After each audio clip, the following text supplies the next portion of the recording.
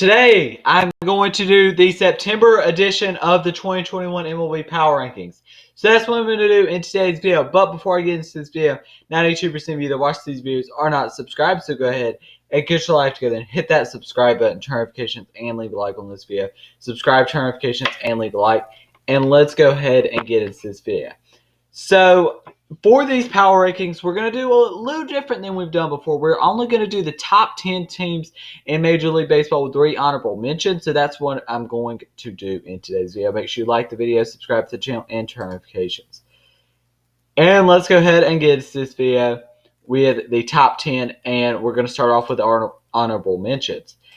The 3 honorable mentions are at the third one is the Cincinnati Reds. The Reds are a very good baseball team, and they have been playing some good baseball. That rotation of Luis Castillo, Tyler Mahle, Sonny Gray is a scary rotation to deal with. 74-67 record right now. They have the lineup with Jesse Winker, Nick Castellanos, and more. And they really hope that Eugenio Suarez, maybe come playoff time, if they make it, can get on to something because he has not been good. My second honorable mention goes to the Oakland Athletics. The Oakland Athletics have not been playing good baseball as of recent. They need to play better baseball. They need to start picking it up if they want the wild card, with the way the Blue Jays are playing, with the way the Mariners are playing. They're 76-64 right now, tied for second place in the AL West. I don't see them coming anywhere close to the Astros, but I think for the Athletics that this team could be a team that you don't want to face in the playoffs. They are a pretty decent little team, especially with their payroll. They pay about nothing for what they have. And the final honorable mention goes to the Seattle Mariners. They're 76-64 as well right now. They're 7-3 in their last 10 on a one-game winning streak. The Mariners are a team that is really surprising this year. J.P. Crawford has had a very good year for this team, and they've had some players that have had some really good years for this team that have been very helpful. That bullpen has been really good. Diego Castillo has been very good since coming over from the Tampa Bay Rays, and yeah. Let's go ahead and get into the actual top 10 for the power rankings now. At number 10, I've got the Toronto Blue Jays.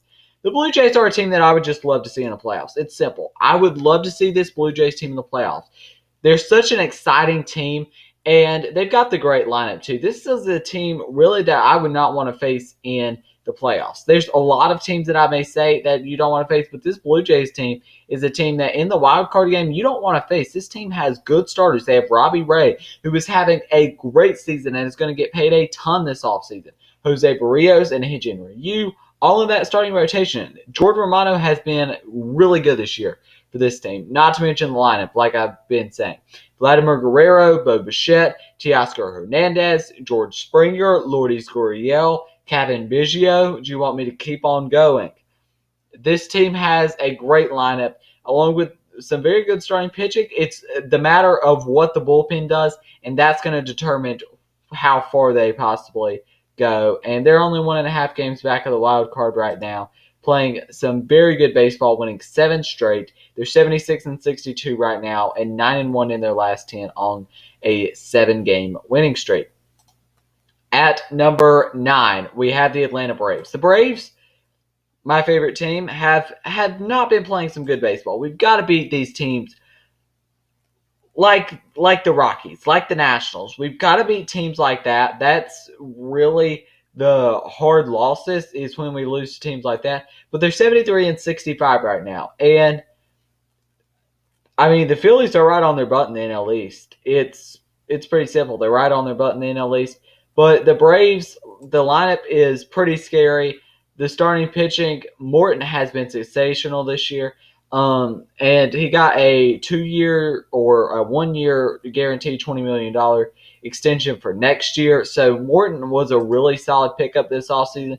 And this team had one of the more underrated trade deadlines with getting who they got. They got Jorge Soler from the Royals. They got Eddie Rosario.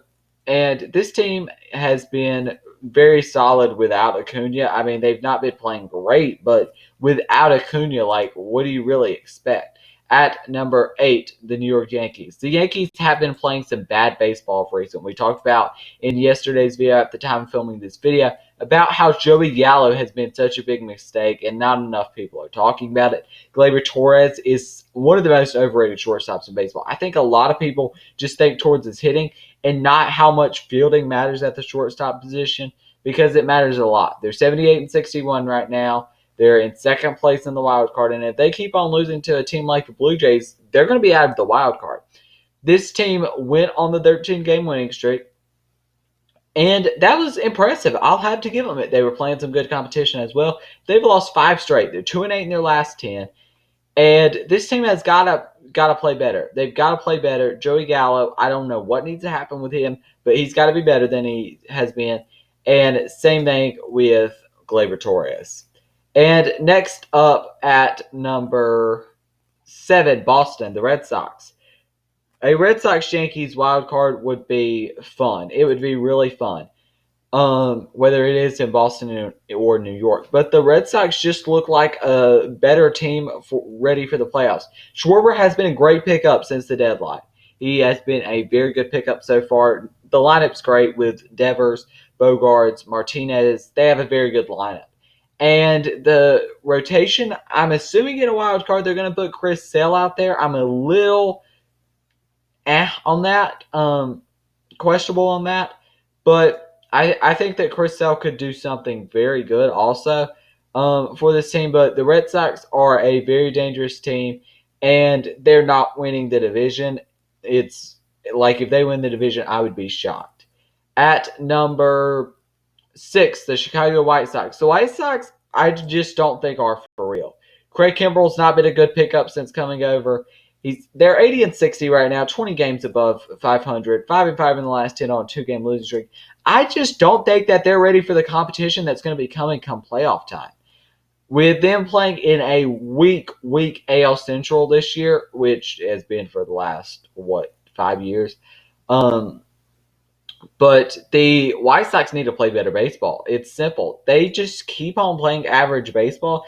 And if this team was in the AL West or the AL East, then I would think that they're more ready and more equipped for the playoffs. And this team has a great team, by the way.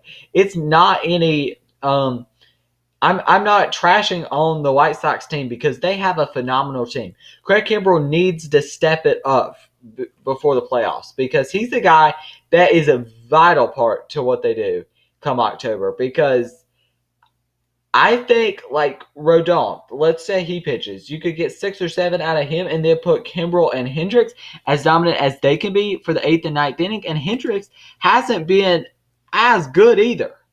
Next up at number 5, Houston, the Astros. The Astros are a very dangerous team. Carlos Correa is going to get a lot of money in the offseason. You've got the lineup with Bregman, Alvarez. You've got a great lineup. I think that this team just needs the bullpen to really step it up. The bullpen needs to be better than it's been being. And with this Astros team, you've got a great lineup. This team is a very, very solid baseball team and probably are the biggest threat to the Rays in the American League right now. The Astros are a very good team. They've got one of the more underrated starting pitching rotations as well with Lance McCullers, Luis Garcia, and more. Next up at number 4, I have the Milwaukee Brewers. The Brewers are a great baseball team. You have Freddie Peralta, Corbin Burns, Brandon Woodruff. Nobody wants to face that 3-headed monster. And as a Braves fan, we're going to have to face them in the first round, most likely. Not looking forward to that. They're 86 and 55 right now, 7 and 3 in the last 10 on a 2-game winning streak. They've got a magic number of 10. They have just about clinched their playoff spot. They are way ahead in the division. This Brewers team is a great, great team with the bullpen as well of Devin Williams, and Josh Hader is great as well. Brent Suter even. This Brewers team, if Christian Yelich can really step it up, then this team is going to be really dangerous. And I think Willie Adames is going to be better the second time around as well in the playoffs. Next up at number 3, I have the Tampa Bay Rays. The Rays are a great team. I mean, with how little they spend, they are always on top of the league year after year. They're 88 and 52 right now, and they're 6 and 4 in their last 10. This team is playing great baseball. Now, in this series, who knows who's going to pitch for this team? You never can know. They can go with a bullpen day and probably still win. This team is just so good, so well managed, so well just from their front office to put a team together that's this good. Nick Anderson has yet to come back. Not a lot of people are talking about that, but Nick Anderson has yet to come back from his rehab. And when he comes back, that's going to be even better for this team. Andrew Kittredge has been great this year, but Nick Anderson is just going to be another weapon in that bullpen. And they could even call up Shane Bass, who's pitching tonight in AAA. But this Rays team is just so good. Wander Franco is on his extended, or he is just keep on extending that on base streak. I think he's at 36 through 37 games right now. But wow, this Rays team is good. At number 2, the Los Angeles Dodgers. They're 88-53 right now. Obviously lost the important series to the Giants, 2-1 in that series. But they're 6-4 in their last 10 on a 2-game losing streak. The Dodgers have played great baseball all year, and it sucks for them that they have to play in a wild card, but they do. And I honestly want to see somebody besides the Dodgers. I think it's so boring that the Dodgers are in it every year. So let's get a new team. And this team at number 1 definitely is bringing that this year, and that's San Francisco Giants. They're the first team to 90 wins, 90-50 on the year, 40 games above 500. They're 6-4 in their last 10 on a 4-game winning streak. This Giants team, I feel like they just always beat the heck out of the bad teams. It's simple. And they beat the good teams. That's the difference about the Giants. They just get the most out of every player. Lamont Wade Jr., this guy who was placed on waivers by, I think, the Twins, and he's been great for this team. Yastrzemski is another guy that really was just down in the dumps in his career and has been great. Kevin Gausman has been a little worse since the foreign substance, but Logan Webb has been another guy that has just been sensational this year for this San Francisco Giants team, and they have got a very good bullpen as well. This Giants team, I don't think enough people are talking about them as a legitimate World Series contender. Now, do I think they're going to win the World Series? No. But the Giants are a team that has a lot of postseason experience on that team with Brandon Belt, Brandon Crawford, Buster Posey, Evan Longoria. You've got so much postseason experience on this team that makes me like if you're somebody who's like an underrated, who you would put like an underrated bet on to win the World Series, the San Francisco Giants would be that team, in my opinion. But yeah, that's going to be the end of this video. If you enjoyed it, make sure you leave a like, subscribe, and turn notifications because, like I said, 92% of you that watch these videos are not subscribed. So go ahead, get your life together, hit that subscribe button, turn notifications, and leave a like. Thank you for watching. And